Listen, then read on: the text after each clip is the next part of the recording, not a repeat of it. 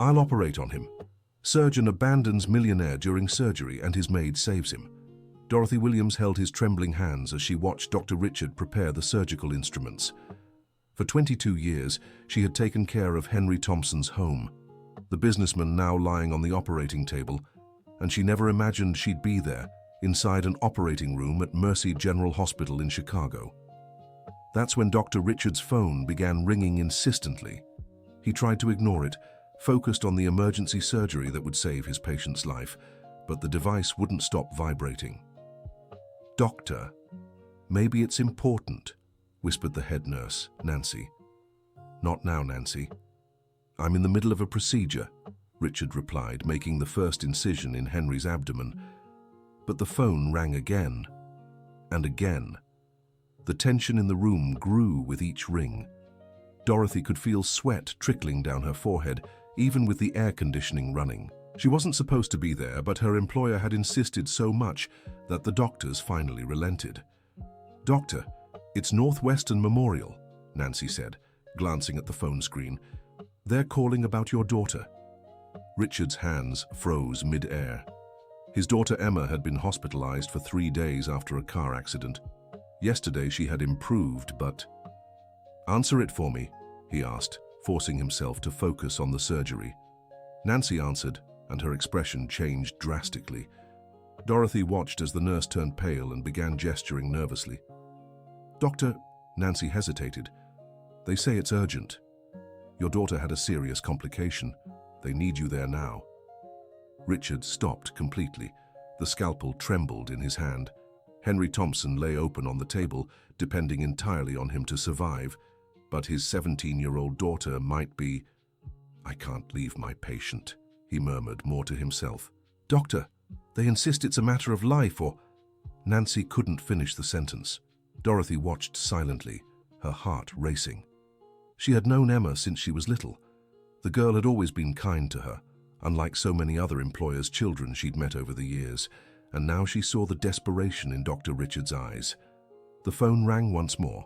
This time, Nancy didn't even wait for permission to answer. "It's the doctor in charge of your daughter. He wants to speak to you personally," she said, holding out the phone. Richard looked at the anesthetized patient, then at the phone. His hands were visibly shaking. Dorothy had never seen a man so torn between two desperate situations. "Dr. Wilson?" Richard answered, his voice trembling. "What do you mean critical condition? Yesterday she was..." "What? Internal bleeding? Are you sure?" The silence that followed was deafening. Dorothy could only hear the beeps of the machines monitoring Henry's vitals and Dr. Richard's heavy breathing. I have to go," Richard said, still holding the phone. "My daughter is... You don't understand, she could..." "Doctor, you can't abandon surgery mid-procedure," Nancy interjected, though her voice was full of understanding. I know I can't," Richard shouted, throwing the scalpel onto the tray. "But she's my daughter. Do you understand? She's my only daughter. Dear listener, if you're enjoying the story, take a moment to like and especially subscribe to the channel. It helps us a lot as we're just starting out. Now continuing..." Dorothy stepped forward slowly. Her legs shook, but something inside her wouldn't let her just stand by. "Dr. Richard," she said softly, "go take care of Emma." "Dorothy, you don't understand," he replied, running his hands over his face. "If I leave now, Mr. Henry might..." "I do understand," she interrupted, surprising everyone in the room. "I understand you're a father, and I understand my boss is also a father. He's told me many times he'd do anything for his children." The young anesthesiologist, Brandon, who was in his second month on the job, watched the scene with wide eyes. He'd never been in a situation like this. "But who's going to continue the surgery?" asked Brandon, visibly nervous. "Call another surgeon," said Richard, already removing his gloves. "All the others are handling emergencies," replied Nancy. "The shift is fully booked today. It'd take at least 2 hours to get someone." Richard looked at Henry again, the man who had always treated his family with respect, who paid his salary on time, who trusted him with his health. But on the other side was Emma, his little girl, who might be living her last moments. "I'll go," he finally said, removing the last of his surgical gear. "You keep him stable until backup arrives." Nancy nodded, but Dorothy stepped forward. "Wait," she said, surprising everyone. "I'll stay with him." "Dorothy, you can't," said Richard. "So you're not trained for this?" That's when Dorothy took a deep breath and revealed something she'd kept hidden for decades. "Actually, I am." Everyone stopped and stared at her. The housekeeper in her simple uniform, who always stayed quiet in the corner, had just said she had medical training. "What do you mean?" asked Nancy, skeptical. Dorothy's legs felt weak, but she pressed on. "Before working for Mr. Henry, I was a nursing assistant. I worked for 5 years out in Peoria. I stopped when I moved to Chicago 22 years ago." "A nursing assistant isn't a surgeon," Nancy said, almost laughing. "You can't perform surgery." "I know I can't," Dorothy replied, firmer now, "but I can guide someone who can." She looked at Brandon, who swallowed hard. "I'm an anesthesiologist," he said. "I'm not a surgeon." "But you studied anatomy. You know where the organs are, where the major arteries are," Dorothy said, surprising everyone with her knowledge. "And I know exactly what Dr. Richard was doing. I watched every move he made." Richard stopped at the door, his eyes filled with tears. "Dorothy, this is madness. If something goes wrong, the responsibility is mine," she said, looking straight at him. "Doctor, I've cared for this man for over 20 years. I know every medication he takes, every allergy he has, every health problem he's ever faced. No one knows his body better than I do." Brandon checked the monitors. Henry's vitals were starting to show small fluctuations. "We need to decide now," he said. "He can't stay open like this for long." Richard looked at Henry one last time, then at Dorothy. "Are you sure about this?" he asked. "No," she answered honestly. "But I know I can't leave him like this. And I know you need to be with your daughter right now." Richard nodded, tears streaming down his face. "Thank you, Dorothy. Thank you so much." And he ran out of the room. The silence that followed was broken only by the beeping of the machines. Dorothy looked at Brandon, who was clearly panicking. "Do you really know what you're doing?" he asked. "We'll find out together," she replied, washing her hands at the nearby sink. Nancy crossed her arms. "This goes against all protocols. I can't allow a housekeeper to take part in surgery." "Then what do you suggest?" Dorothy asked, already putting on surgical gloves. "That we leave him like this until another doctor arrives? How many minutes do you think he has?" Brandon checked the monitors again. "His vitals are getting more unstable," he said. "Blood pressure's dropping slowly." Dorothy approached the table and looked at the incision Richard had made. For 22 years, she had watched Henry deal with various health issues. She knew every scar on his body, every surgery he'd undergone. "He has a rare liver condition," she said, observing the exposed organs. "Gilbert syndrome. It affects how his body processes certain medications." "How do you know that?" asked Nancy, still skeptical. "Because I was with him when they found out, 15 years ago. I took him to the doctor because I noticed his eyes were yellow. Ever since then, I've had to watch everything he eats and drinks." Brandon looked more closely at the area where Richard was operating. "Do you see something we missed?" he asked. Dorothy pointed to a small area near the liver. "Here. Dr. Richard probably didn't know about Mr. Thompson's specific condition. This area is more sensitive because of the syndrome.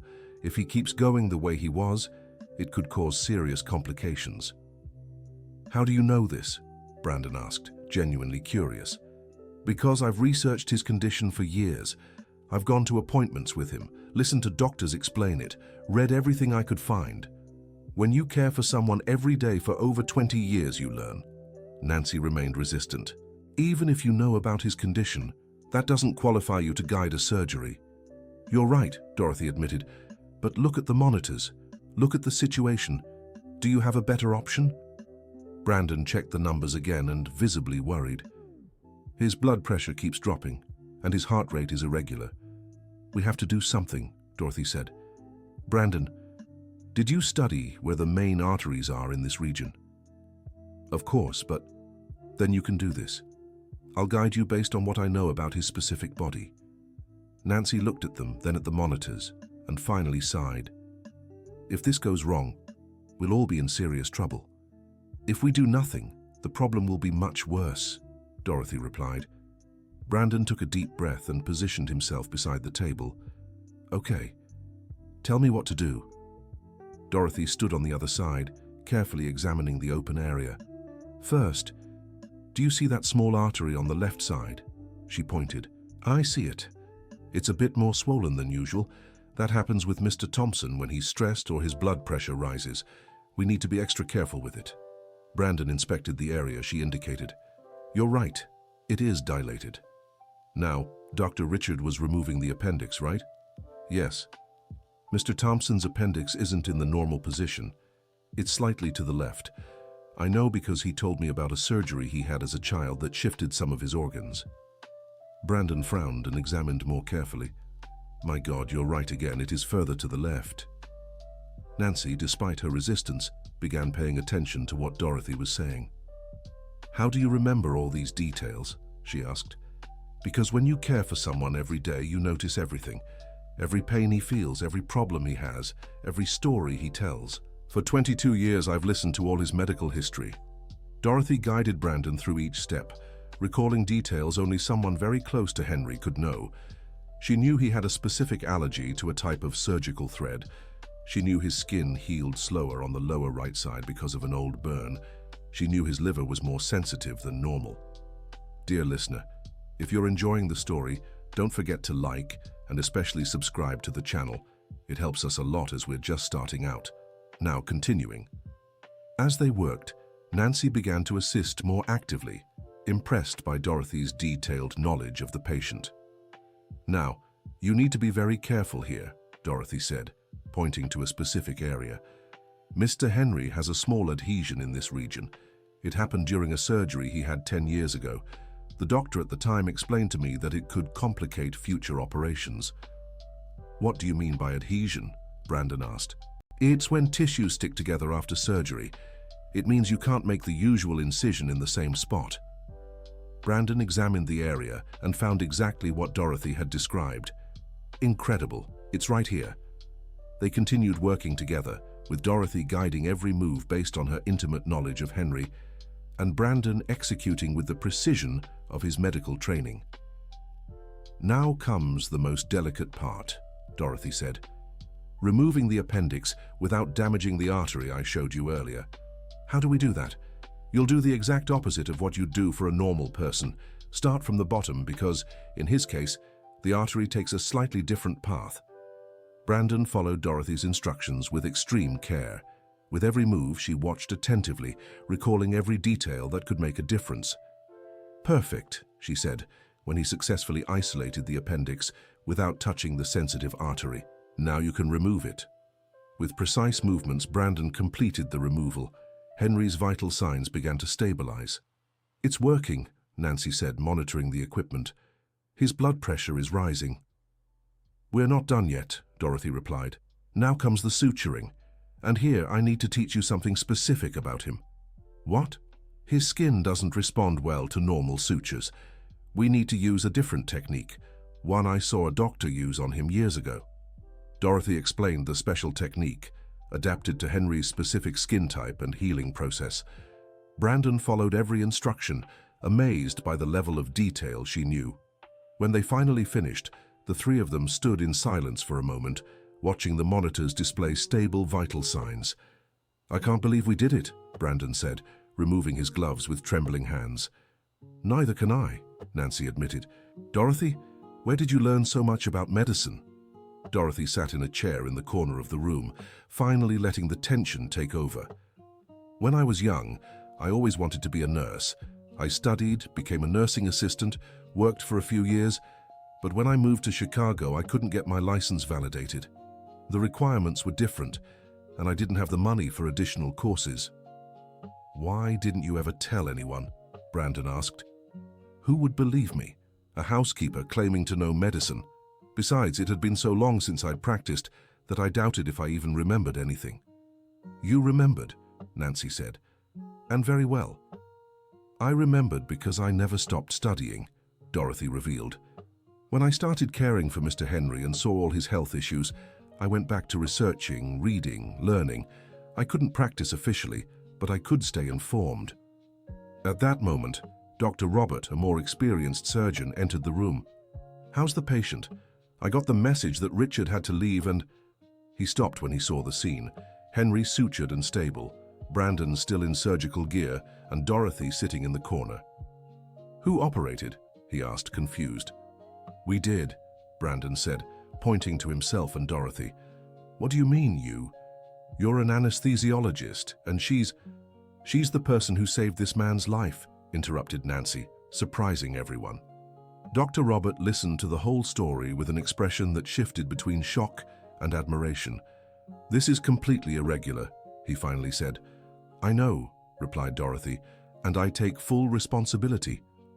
"Dr. Robert," said Brandon, "she knew details about this patient that none of us did. Without that information, the surgery would have been much more complicated, maybe impossible. Even so, you took a huge risk." "The risk was greater if we did nothing," Dorothy answered, standing up. "Doctor, I know what we did was irregular.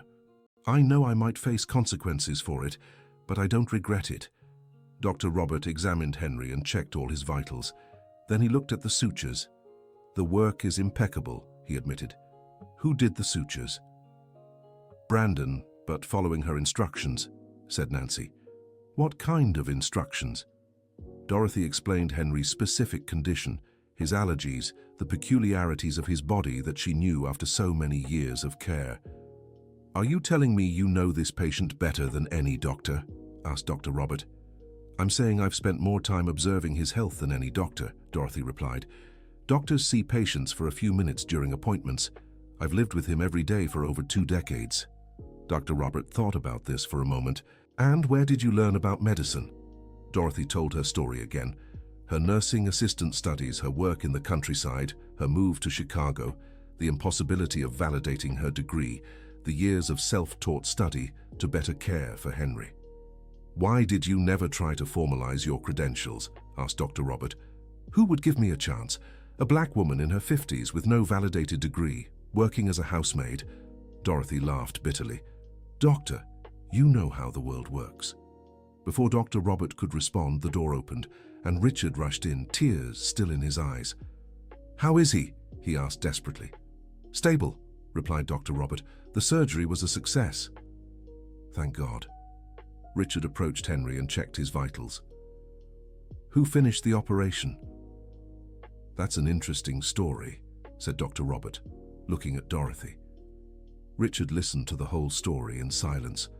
When Dorothy finished explaining, he stared at her for a long moment. "Dorothy, I don't know how to thank you," he said finally. "How's Emma?" she asked. "Stable too. It was a scare, but she'll be fine." Richard smiled for the first time since arriving. "And Mr. Henry as well, thanks to you." "It wasn't just me," Dorothy said. "Brandon did all the work. I just guided him." "Don't downplay what you did," said Dr. Robert. "What happened here today was extraordinary." Just then, Henry's wife, Margaret, arrived at the hospital with their children. The family had been notified about the emergency surgery, but didn't know the details. When Margaret saw Dorothy still in the operating room, she was confused. "Dorothy, what are you doing here dressed like that?" Richard and Dr. Robert explained the whole situation to the family. Margaret, who had always treated Dorothy kindly but with some distance, fell silent for a long moment. "You saved my husband's life?" she finally asked. "I helped," Dorothy replied humbly. "She did much more than help," said Brandon. "Without her, I couldn't have done it." Margaret stepped closer to Dorothy and, to everyone's surprise, hugged her. "Thank you," she whispered. "Thank you so much." Henry's children, Robert Jr. and Amanda, who had always been polite but distant with Dorothy, also came forward to thank her. "Dorothy, we never knew you had medical training," said Amanda. "I didn't usually talk about it," Dorothy replied. "It was part of the past." "But why not?" asked Robert Jr. "Because when you're a housekeeper, people don't expect you to have other qualifications. They only see you as the help." Dorothy's honesty created an uncomfortable silence. Everyone knew she was right. "That's going to change," said Margaret, surprising them all. "That's going to change starting now." Henry began waking from the anesthesia a few hours later. When he opened his eyes and saw Dorothy by his bedside, he smiled weakly. Dorothy, you were here the whole time? Yes, Mr. Henry. How was the surgery? Where's Dr. Richard? Dorothy glanced at Margaret, who nodded encouragingly. Mr. Henry, some things happened during the surgery. She told him the whole story. Henry listened with wide eyes, shifting between shock and pride. You operated on me, he asked, incredulous. I guided the operation. Dr. Brandon handled the technical work. But you knew my body better than the doctors. I've been caring for you for over 20 years. I learned to notice every detail. Henry fell silent for a moment, taking it all in. Dorothy, why did you never tell me you had medical training? Because it was a long time ago, Mr. Henry, and because, well, people don't usually take a housekeeper seriously when she talks about medicine. I would have taken you seriously, he said firmly. I've always taken everything you said about my health seriously. That's true, Dorothy admitted. You always listened when I noticed something different. And I was right, said Henry. You know me better than any doctor. Dear listener, if you're enjoying the story, don't forget to like and especially subscribe to the channel. It helps us a lot as we're just starting out. Now, continuing. In the days that followed, as Henry recovered, the story of what had happened in the operating room spread through Mercy General Hospital. Dorothy became something of a celebrity among staff and doctors. Dr. Robert sought Dorothy out in Henry's room. Can I speak with you? He asked. They stepped into the hallway where Dr. Robert made an unexpected offer. Dorothy, I'd like you to consider returning to medical work. Doctor, I appreciate that, but my degree isn't valid here in Chicago. We can work that out. The hospital has programs for degree validation and professional refreshers. I'd like to sponsor you. Dorothy was speechless. Why? She finally asked. Because what you did here showed a level of knowledge and dedication I rarely see. You have a natural talent and valuable hands-on experience. But I'm 52, I'm not young enough to start over. Experience is worth more than age, said Dr. Robert. Dorothy, you saved a life using knowledge you gained out of passion, not obligation. That's rare. Dorothy thought about the offer for a moment. What about Mr. Henry? He needs me. Talk to him. I think he'll support your decision. When Dorothy told Henry about Dr. Robert's proposal, he was silent for a long time. Dorothy, you've taken care of me for over 20 years. Now it's my turn to take care of you. What do you mean, Mr. Henry? I'll pay for all the courses you need to validate your degree, and while you study, I'll keep paying your salary. Mr. Henry, that's too much. It's the least I can do for someone who saved my life, he interrupted. Dorothy, you have a gift. It would be selfish of me to keep you from using it to help others. Dorothy felt her eyes filling with tears. But who will take care of the house? Who will take care of you? We'll find someone for the house, and when I need someone to take care of me, I know exactly who to call. Nurse Dorothy Williams. 3 months later, Dorothy began her refresher courses and diploma validation. It was hard to go back to studying after so many years, but she had a motivation few students have. She knew exactly why she was there. Dr. Robert became her mentor, and Brandon, who had become a close friend, helped her whenever he could. Even Nancy, who initially resisted Dorothy's presence in the operating room, became an important ally. Dorothy, you have a way of explaining medicine I've never seen before, Nancy said one day. You simplify complex concepts in a way anyone can understand. It's because I learned medicine by caring for real people, not just studying books, Dorothy replied. That's a rare talent. During her studies, Dorothy began informally helping other hospital staff. She taught care techniques she'd learned over the years, sharing practical knowledge that wasn't in textbooks. It was Margaret who had the idea. Dorothy, have you ever thought about teaching? Teaching what? Medicine, or at least practical care. You have a unique way of explaining things. I'm not qualified to teach.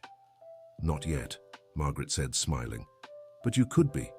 Margaret talked to Henry about the idea, and together they approached Dr. Robert. Doctor, we'd like to propose something, Henry said during one of his follow-up appointments. What do you have in mind? A training program for home caregivers, people who care for the elderly, for chronic patients, but don't have formal medical training. Dr. Robert was intrigued. And who would run this program? Dorothy, Margaret said. She has the hands-on experience and is now gaining the theoretical background. It's an interesting idea, Dr. Robert admitted. There's a huge demand for qualified caregivers, and no one better to teach than someone who's lived it, Henry added. The project started small.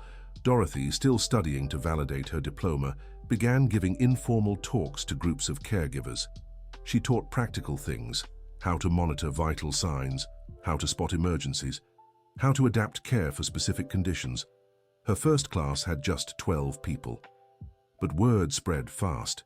The caregivers who took her course could identify problems sooner, care for their patients better, and communicate more effectively with doctors. "Dorothy, you're doing something revolutionary," said Dr. Richard, who had become a close friend after the surgery incident. "You're bridging formal medicine and practical care." "I'm just teaching what I learned," Dorothy replied humbly. "Exactly. And that's more valuable than you realize." Emma, Dr. Richard's daughter, who had fully recovered, also grew close to Dorothy. The girl was fascinated by the surgery story and decided she wanted to study medicine. "Dorothy, you inspired me," Emma said. "I want to learn to care for people the way you do." "Then study hard," Dorothy replied. "And always remember, medicine isn't just about technical knowledge, it's about truly caring for people." A year after validating her diploma, Dorothy was offered an official position at the hospital, but she had other plans.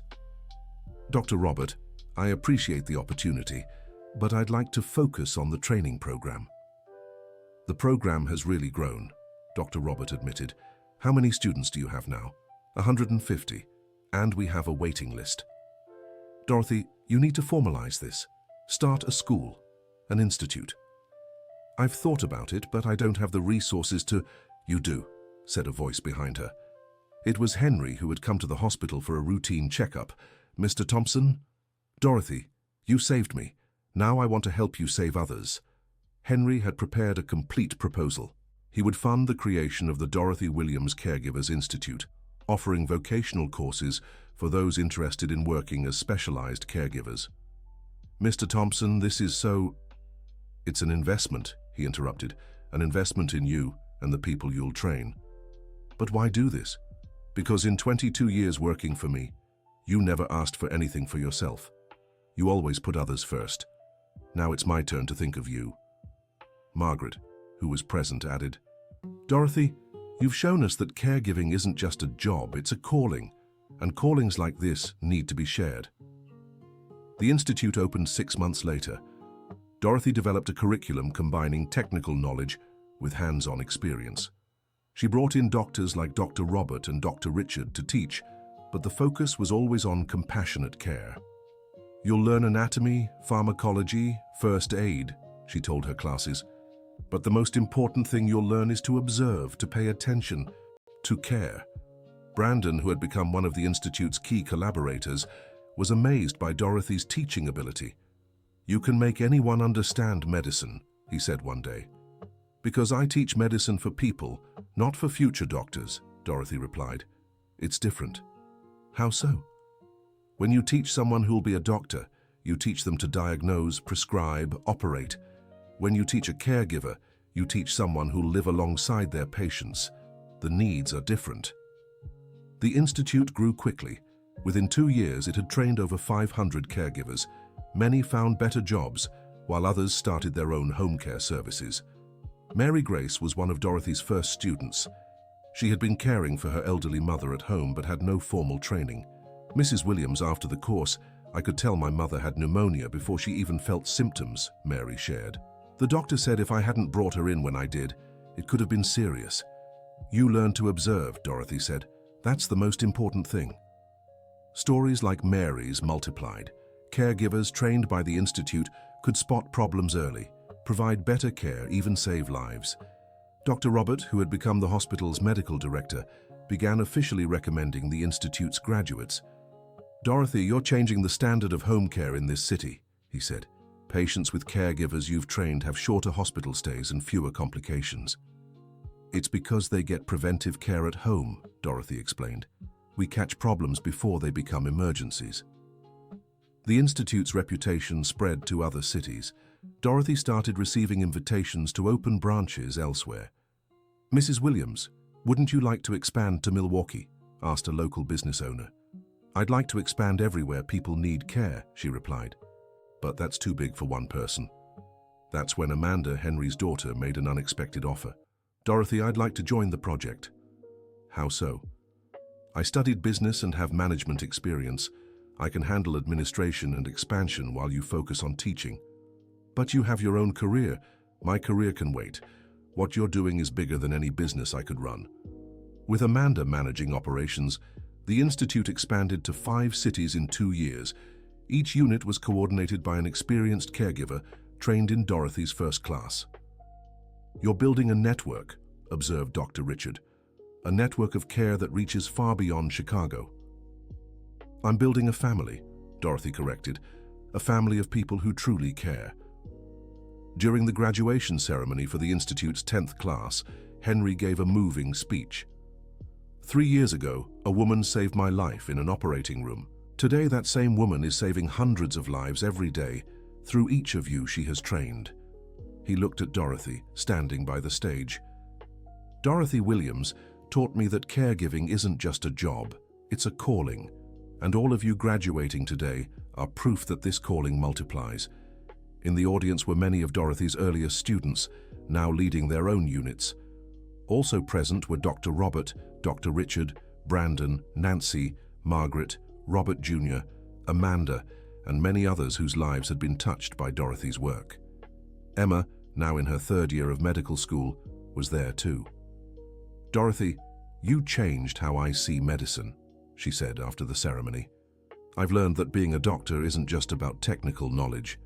It's about truly caring," Dorothy finished, repeating the same words she'd told Emma years before. Exactly. That night, Dorothy looked at everything she had built. The Institute now occupied an entire building, employed over 50 staff, and trained caregivers who worked across the state of Illinois. But what moved her most wasn't the numbers. It was knowing that every graduate carried not just technical skills, but a philosophy of care she had developed over decades. "Mr. Henry," she said, finding her former employer talking with guests. "May I speak with you?" "Of course, Dorothy. What is it?" "I wanted to thank you." "Thank me for what?" "For giving me the chance to discover who I really am." Henry smiled. "Dorothy, I didn't give you anything. You've always been this person. I just helped you remember." "What do you mean?" "You've always been a caregiver. From the first day you came to work for us, you didn't just tend to the house. You cared for me, Margaret, the children. It was your nature. But I didn't know I could be more than that. Because no one told you you could. But now you know, and you're showing hundreds of others they can too." Dorothy glanced around the celebration. She saw faces of people transformed by what had begun with a moment of desperation in an operating room. "Sometimes I still can't believe all this," she said. "I can," Margaret said, joining the conversation. "From the day you walked into our home, I knew you were special. It just took me time to understand how. You were always kind to me." "But I wasn't fair," Margaret admitted. "It took me years to see you as you truly are. A brilliant, devoted woman with a heart so big." "Mrs. Margaret." "No, let me finish. I want to apologize for all the years I treated you as just an employee when you were so much more. You were family and I didn't see it." Dorothy felt tears welling up. "You don't need to apologize. I always felt like family." "Because you are. And now the family has grown." Margaret gestured to everyone at the party. "Look at all the lives you've touched." Robert Jr. approached the group. "Dorothy, may I propose a toast?" He raised his glass, drawing the room's attention. "I'd like to propose a toast to the woman who taught us that greatness has nothing to do with social status, diplomas, or money. It's about character, dedication, and love for others." Everyone raised their glasses. "To Dorothy Williams, who turned a profession into a calling, care into a movement, and a life into an inspiration for hundreds of other lives." The toast was followed by a round of applause. Dorothy, moved, could barely speak. "Thank you," she said, her voice trembling. Thank you to everyone who believed in me when I didn't even believe in myself. Dr. Robert approached her. Dorothy, can I tell you a secret? Of course. During that first surgery, when you guided Brandon, I knew something special was happening. It wasn't just medical knowledge, it was intuition, experience, genuine love for the patient. It was fear, Dorothy said, laughing. A lot of fear of losing someone I loved. It was love, Dr. Robert corrected. And love is the best medicine there is. The party went on late into the night. When everyone had finally left, Dorothy stood alone in the hall, looking at the diplomas hanging on the wall, diplomas from class after class of caregivers she had trained. Brandon, who had stayed behind to help clean up, walked over. "What's on your mind?" he asked. "I was thinking about how funny life is," Dorothy replied. "I spent 22 years thinking I was just a housekeeper who knew a little about medicine. And what did you discover you were? An educator who spent 22 years preparing to teach." Beautiful discovery. "And you know what's even more beautiful?" Dorothy continued. "Every person who graduates from here will go on to care for others, and some of those people might discover they have hidden talents too. The cycle never ends." "You've created something that will last for generations," Brandon agreed. "We created it," Dorothy corrected, "because none of this would have been possible alone. But it started with you, with your courage in that operating room." "It started with desperation," Dorothy said. "Desperation to save someone I loved. And it turned into hope for hundreds of people." Dorothy looked out the window. Outside, the city of Chicago was still alive, full of people who needed care, people with hidden talents, people waiting for an opportunity. "Brandon, do you think we've made a difference?" "Dorothy, do you want me to answer that with numbers? 500 trained caregivers, thousands of patients better cared for, dozens of lives saved." "No, I want you to answer from the heart." Brandon thought for a moment. "You took a 52-year-old woman who thought her professional life was over and showed her she was just getting started. You took hundreds of people who cared out of necessity and taught them they could care out of calling. You took the concept of home care and raised it to a level of excellence no one thought possible." He paused. "But you know the biggest difference you've made? You've shown that it doesn't matter where you started, it matters where you decided to go, and that's a lesson that goes beyond medicine, beyond care. It's a life lesson." Dorothy smiled. "Thank you, Brandon, for everything.